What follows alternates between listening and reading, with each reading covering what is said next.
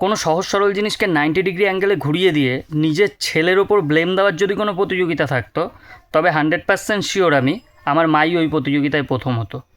না মানে দিন দিন অত্যাচার বেড়েই যাচ্ছে। পরশুদিন সকালবেলা উঠে আমায় বলছে, আচ্ছা বাবা, তোকে কি ছোটোবেলায় আমি লক্ষ্মী ছেলে লক্ষ্মী সোনা বলিনি একবারও? আমি বললাম, হ্যাঁ বলেছো, অনেক বাঙালি মাই তো আছে।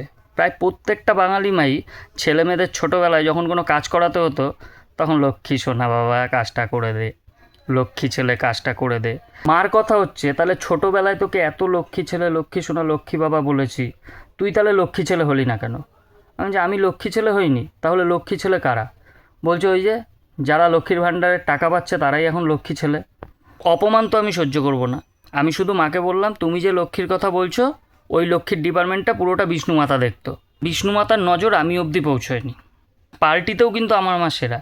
এই দুদিন আগে অলক্ষ্মী বলল, আজ সকালে ঘুম থেকে ডাকছে আমায়, লক্ষ্মী বাবা লক্ষ্মী ছেলে ওঠ। উঠেছি, উঠে দেখি টেবিলের ওপরে 12 পাতার অন্নপূর্ণা ফর্ম। আমি শুধু বলে দিলাম, আমার প্রচুর কাজ রয়েছে, যতই লক্ষ্মী অলক্ষ্মী যাই বলো, আমি কিন্তু ফর্ম ফিল আপ করতে পারবো না।